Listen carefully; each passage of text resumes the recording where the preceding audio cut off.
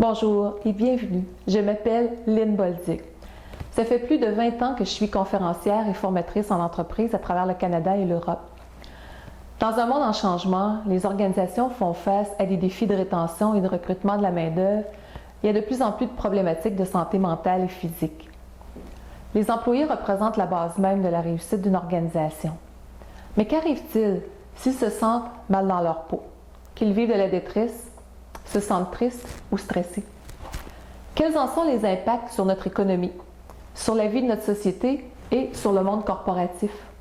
Vous sentez-vous épanoui au travail, au sein de votre couple, dans vos amitiés? Les solutions que j'apporte viennent directement répondre à ces questions. Non seulement elles vous permettent d'améliorer votre environnement de travail, mais elles constituent aussi des outils efficaces pour prévenir l'épuisement, le manque de motivation, les effets négatifs du stress sur la santé et le travail. Ils aident à favoriser aussi une saine communication, le sentiment d'appartenance, la bonne gestion des émotions au quotidien. Mes sphères d'intervention se situent autant en milieu corporatif, scolaire, hospitalier, communautaire, gouvernemental, que lors de colloques, congrès ou des activités de reconnaissance. Ce qui caractérise les valeurs que je prône, ça se situe au niveau du soutien immédiat de chaque personne. Il est facile dans notre société de dire ouvertement que l'on a un mal de tête. Mais oser dire que l'on se sent triste ou dépressif, ce n'est pas évident.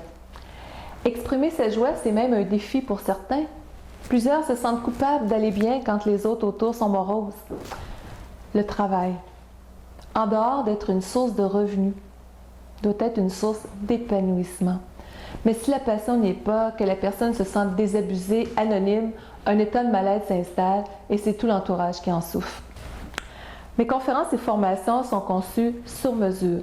Je peux donc puiser les contenus dans chacune d'elles et les ajuster totalement à vos besoins.